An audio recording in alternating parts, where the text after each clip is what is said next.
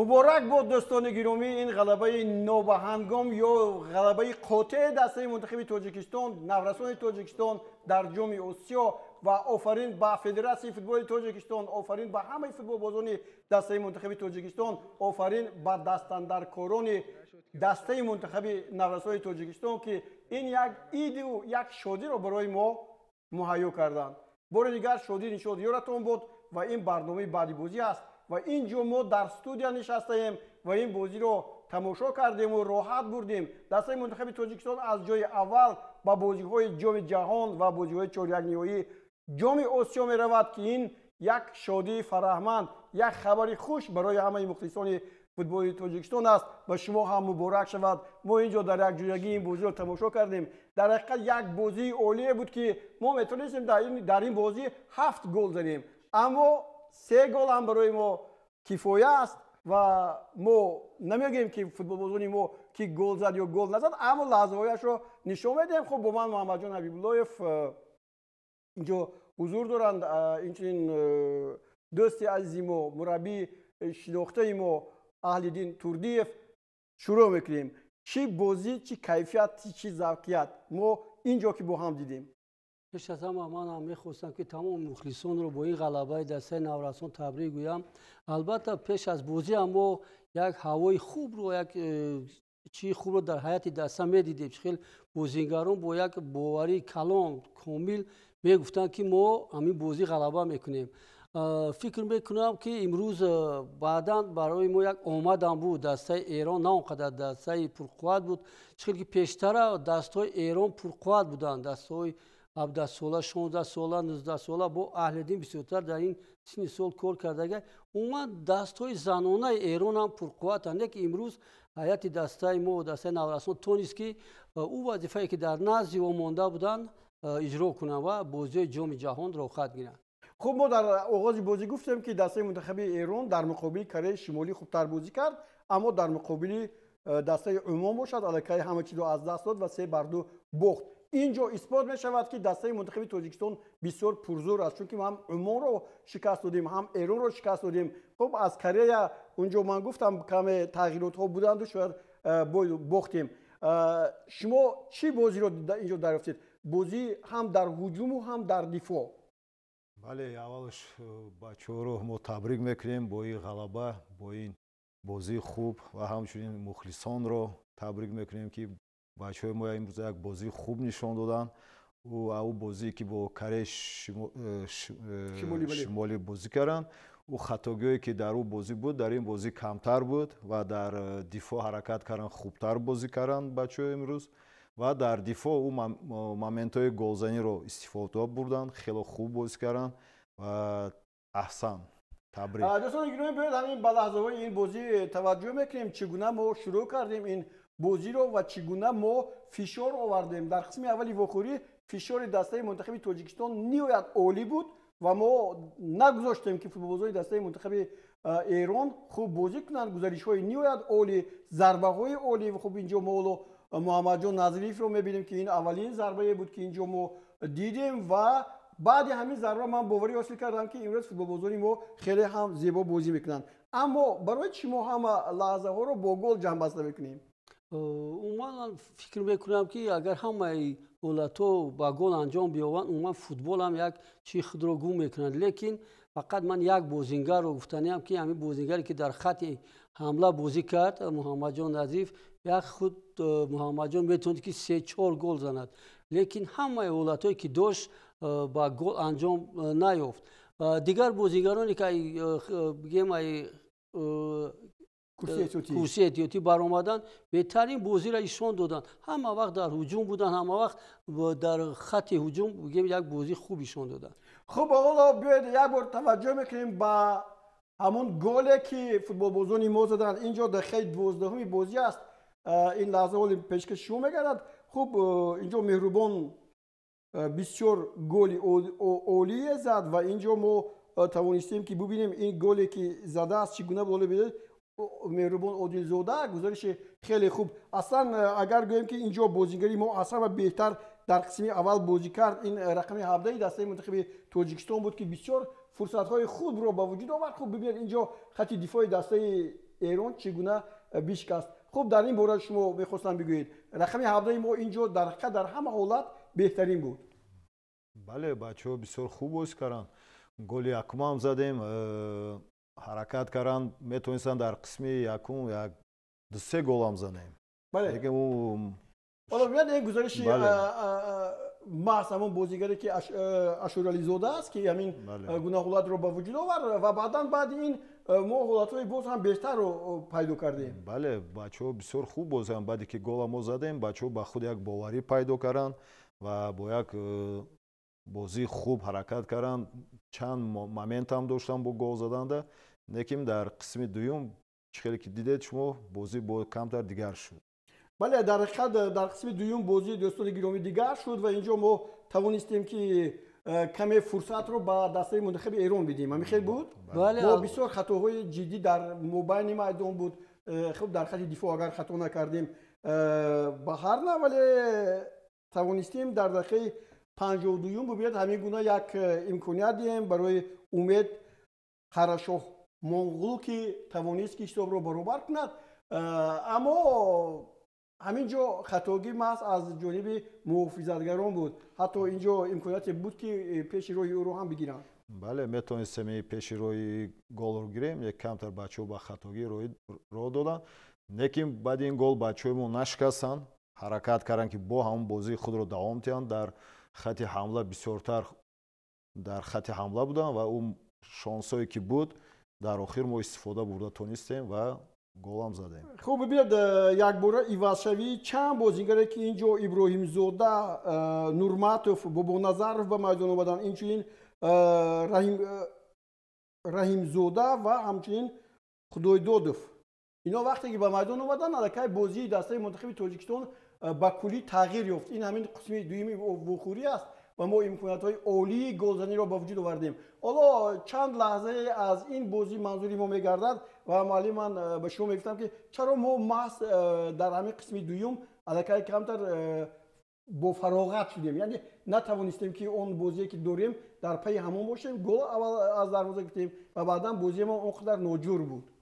عموما در همین سن سال بگیم که همین نوراسان اونقدر با حساب بازی اهمیت میدهند، یا که وقتی که در سن سال کلان ما یک بار صفر یا دو بار یک برده ایستاده باشیم خیلی در خط دفاع یا که بسیار اهمیت کلان میده و خیلی که ما میبینیم در خط دفاع ما هم کمبودی خیلی زیادن. امروز ما وقتی که 3 گل از دسته کره شمالی خوردیم یا که در خط دفاع ایران هم چقدر امروز دیدیم بسیار با خطای زیاد چی میدید، نه اونقدر خط دفاع خوب داشت دسته ایران. لیکن من امیر رو گفتنیم که همون بازیگران رقم 9 رقم 21 رقم 11 که از کرسی ذخیروی برآمدن بازی دسته ما رو خیلی تغییر دادن. اون من حالتهای گلزنی در هر یک حالتهای گلزنی اشتراک کردن. بله در حقیقت چنین است دوستان گرامی. حالا بیاید توجه میکنیم به گل دومی دسته منتخب تاجیکستان در دقیقه 67 ما توانستیم که توسط احمدشاه شویف، این یک گزارش نهایت عالی بود. شما درباره احمدشاه شویف در بازی گذشته که بود گفتید که این بازیگر رقم 8 بسیار به من پسند نآمد چون که بازیش نه اونقدر خوب بود. اما اینجا احمدشاه دو سه مرتبه پشت پای بازی کرد که اینجا حالا باز یک بار دیگر دیدیم بسیار خوب و اینجا با بازی همچنین نظرزاده بسیار خوب پیوست رقم 6 که با تو بود و ما توانستیم که این گل دوم عموما در بازی دسته منتخب ایران یک شکست وارد کرد. آنها دیگر به خود اومدن نمیتونستن. ببینید اینجا حالا گزارش خیلی عالی است و این گل دوم است که بسیار هم زیبا زده شد و بعدا سمی با ما با تویم او یک حتی پیراهنی کدام بازیگر به فکر من بود که نشان داد مربی را برداشت از جای خود. بله حالا ما این لحظه به من گوش بکنیم. بله همه شده است، فراغت عالی است، اما بیاید این امیدین چی میگید؟ مرحبا این امیدین ما با شما حالا در تماس بشیم. شادی و فوتبالبازان و عموما مخلصانی که در ورزشگاه بودن همگی در یک جایگی بین‌المللی شده هستند و در حقیقت این یک جشن فوتبال است. واقعا مخلصان فوتبال باور کردن با بازیگران نوروز عبدالسلای ما آنها در میدان این رو اثبات کردند. حالا یک از بازیگران دیگر مؤلف گل دوم شاید حالا در نزد خب یک با شما صحبت کرد. احساسات بعد گل چگونه بود؟ باور داشتی که در این بازی گل میزنی؟ بله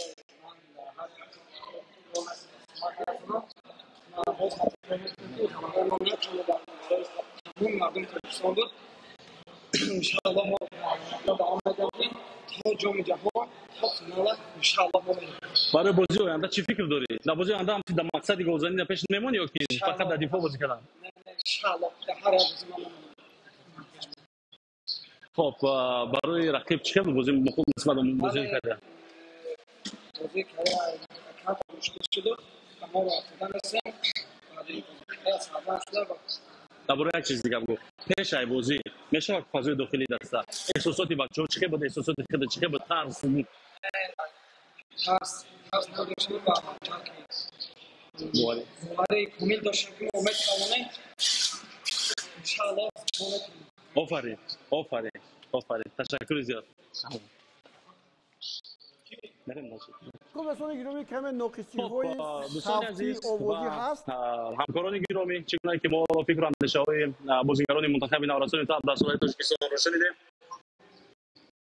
و خب به نهایت احساسات ناگفتنی است در ورزشگاه عبدالله الفیصل و ما تشکر میگم برای هر یک بازیگر که این احساسات را برای ما و شما بخشیدند. تشکر میگم برای همه آنها که در حقیقت غلبه به دست آوردند و سومین بار نورستان تا عبدالله تاجیکستان را به جام جهان بردند.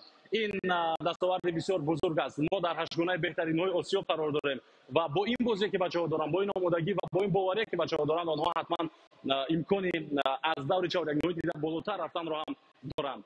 سوال دیگری باشد اگر مرحمت، اگر نباشد ما کوشش میکنیم که خوشحالی‌های تیم منتخب رو پیگیری کنیم. خب دوستان گرامی طور دیدید اینجا ما درباره بازی بسیار زیبا اینامیدین هم گفت. اینامیدین در حقیقت برای همه مبارک باشد از نام ما از تاجیکستان همه فوتبال بازان همه دستاندرکاران دسته منتخب رو مبارک باد گوید و امید داریم که در بازی آینده که کره جنوبی این سال کمی هم سست‌تر بازی میکرد هرچند با 6 امتیاز از زینه دوم با بازی‌های من بعد آمد. ما اکنون روز 14 اپریل با دسته منتخب کره جنوبی بازی میکنیم و در این بازی هم شاید ما غلبه میکنیم. شاید اکنون گفتن من از اون خاطر است که بسیار ناقصی‌ها هستند. امروز ایران امکانیت داد که ما با دروازش 7 گل زدیم اما ما توانستیم تنها 3 گل زدیم چون که در بسیار حالت‌ها مثلا فوتبال بازان با خود بازی را گرفتند و نتوانستند که فریب دیند یک با یک برای ها بود.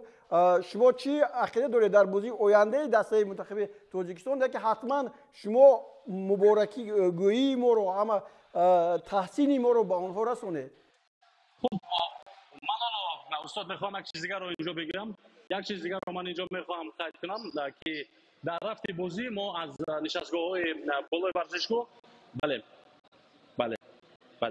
از بالای ورزشگاه ما یک جا با سابق سرمربی منتخب تاجیکستان جناب عثمان توشف بازی رو تماشا می‌کردیم و درباره بازی منتخب تاجیکستان فکر و نظر خود را بیان کردند. البته تحلیل هم می‌کردند رفت بازی رو در بازی گذشته هم بودند و بهای بسیار بلند دادند بازی نورستان تاجیک رو نسبت به بازی بر مقابل کره شمالی.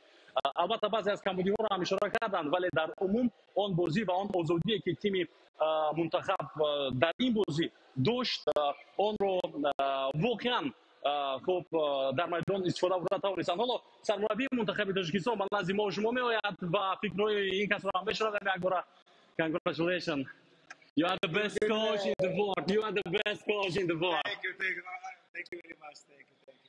I saw your cry in the pitch. It's emotional. Thank you. It's the very big emotion. It's live with Tajikistan right now. 10 million people watching us. Thank you, Tajikistan. Thank you very much. I try to give everything because you are a very special person, very special person. It's an honor for me to work for this team. خب حالا سرمربی منتخب تاجیکستان تشکر میگم و کل مخلصان فوتبال تاجیک که باور کردن، دستگیری کردن و میگم که شما یک ملت عادی نه بلکه یک ملت مخصوص هستید که در لحظه های مشکل ترین کنار همدیگر میسید و یکدیگر را دستگیری میکنید. What about the match? yeah. the match, I think that today we were to win. The tactics was different. Yes, we have, I think, the best organization.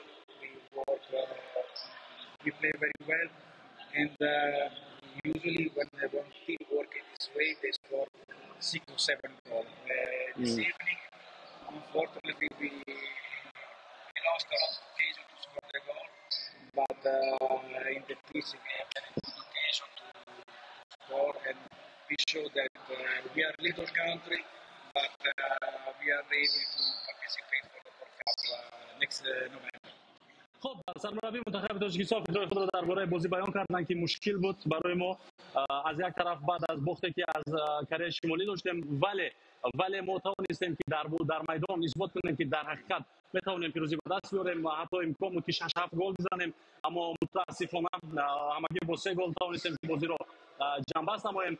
در ادامه همچنین مارکو راجینی سرمربی نوسان در سالهای تاجیکستان اشاره کردند که هرچند تاجیکستان در جهان یکی از کشورهای خردترین هم که باشد ولی مردمان بزرگ دارد آدمان بزرگ دارد و همین بزرگی آدمان این کشور را در جهان معرفی میکنند و هرچند ما کشور خرد هم باشیم در چمپیونات جهان بازی میکنیم. And what about playoff next games? Can you say something and its end? Next game, the game can be seen now. It's right for my players to have enjoyed. We have one moment to Orom. Yes. Oromi. Listen, guys. They need to you right now. Yes, now after I go to have the visit with the guys. But we are ready for the continue for the tournament, the championship. But this is the first goal that for me very important. It's a big emotion that I have in my career. It's the first time that I work with an under 17 team. I every time work with a senior team, but the satisfaction that I have this evening, I never have in my life.